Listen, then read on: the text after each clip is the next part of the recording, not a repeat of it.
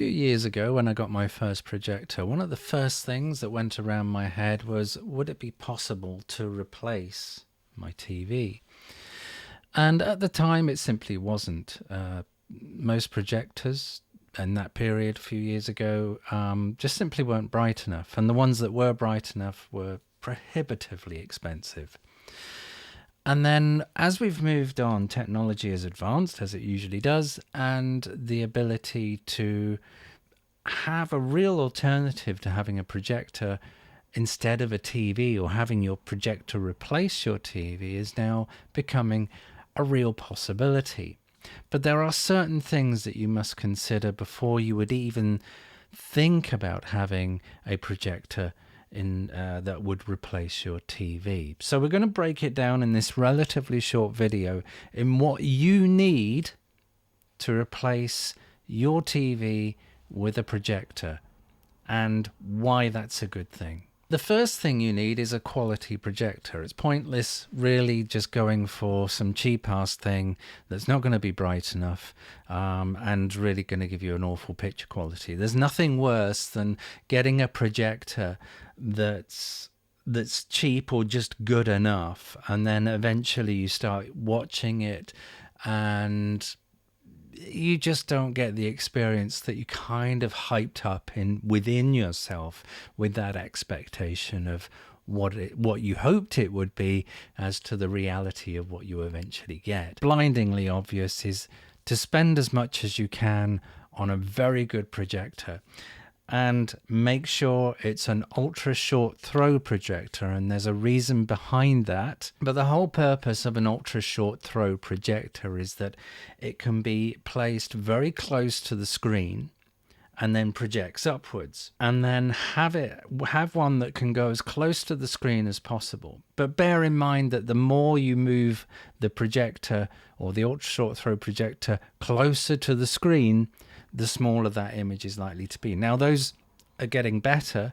The one I've got is an Optoma UHT something or other, and it's an ultra short throw UST something or other, and that projects 120 inches at around about, I would say, 2 feet away from the projector. Sorry, I'm just looking at it. You'll also see images of the projector as well during this video.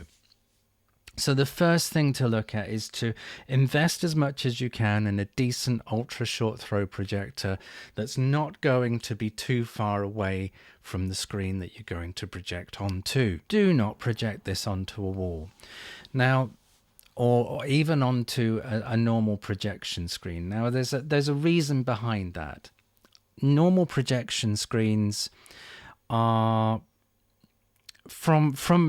designed to be used from a projector that's at a distance, that's kind of facing it, so it's projecting onto the image, sort of downwards or upwards or straight or whatever, from a distance.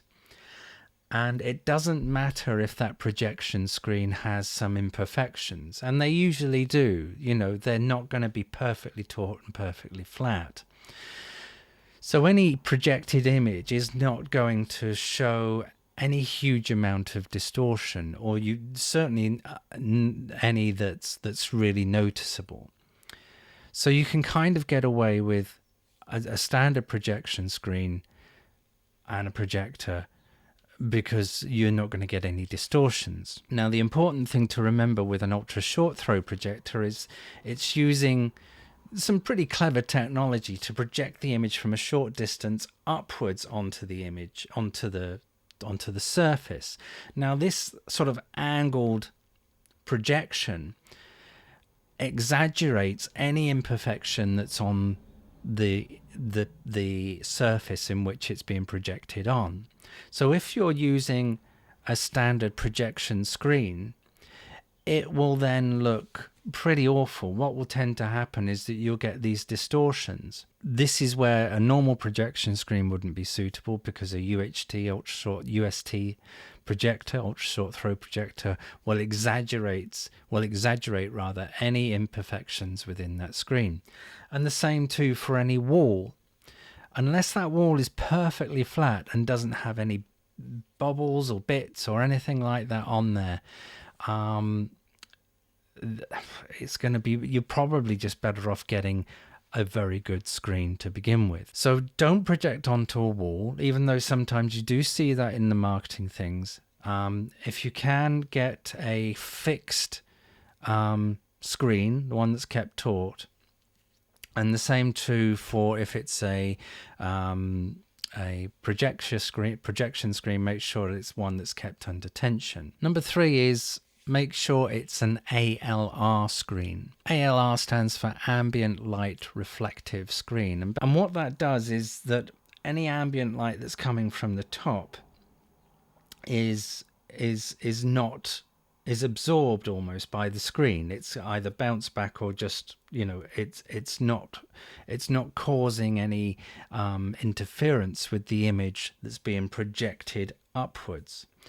And then if you're sat within sort of directly opposite that screen, that light that's being sent by your projector up and then sort of up and then directly out to you is a lot brighter, and then isn't affected by the daylight. And I have an example of this from the what's the name of the screen I've got? Vivid Storm ALR screen that I've got, which you see in this video.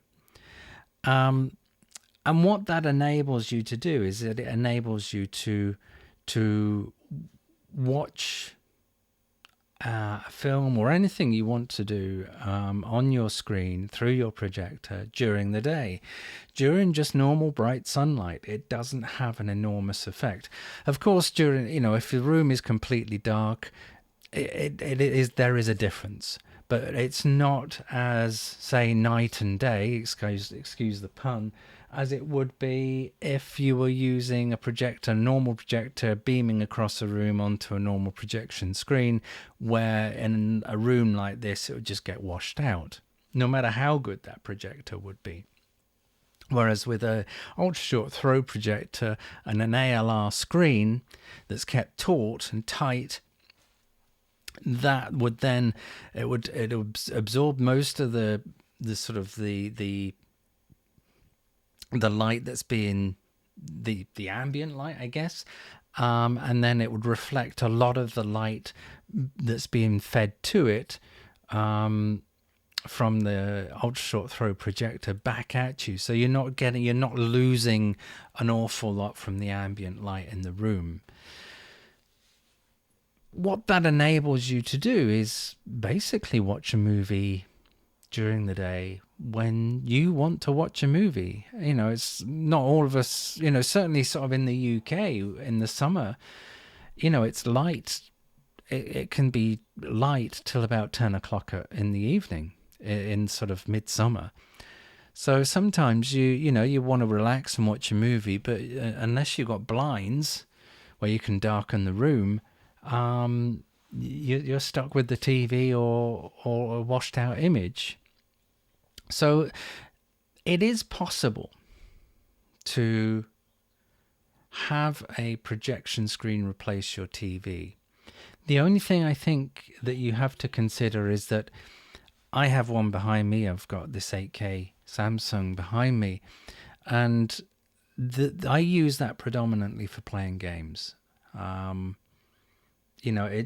projector, no matter how good, still can't, I believe, be fast enough or good enough for playing games. And in some ways, when you do try and play a game, because the image is so large and expansive, it's kind of off-putting, because you're so used to having an image that's kind of where you can kind of see everything, and then when you have your life or ammo in one corner and your inventory in your other corner of the screen, on a huge screen, it's just prohibitive, because you kind of like that.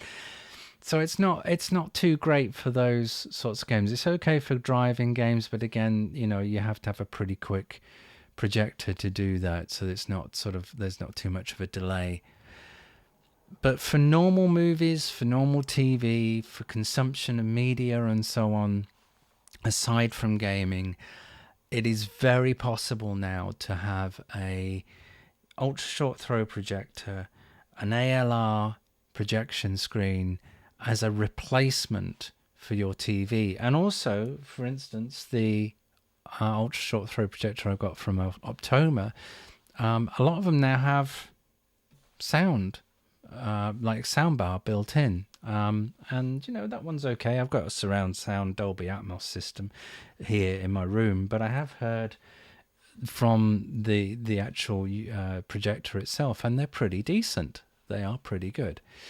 So, you know, you can also probably consider that having that as a replacement for a soundbar in itself, which would probably allow you maybe the money that you may have spent on a soundbar to then put towards a possibly a better ultra short throw projector. Make sure it's a decent ultra short throw projector. Don't skimp, don't be tight. This is an investment to your enjoyment of movies and so on. Make sure it's one that can go relatively close and give you the image size that you want. Do not project onto a wall or onto a normal projection screen. Make sure it's a ALR projection screen, and ideally, if you can, get one that's got a soundbar built in, which will save you even more money. So it is now possible. It is now possible, most definitely, to have a projection screen replace your TV. But there is a caveat, but not for gaming. That's where you'd still need one of these. Okay, see you next time. That's the end of this video.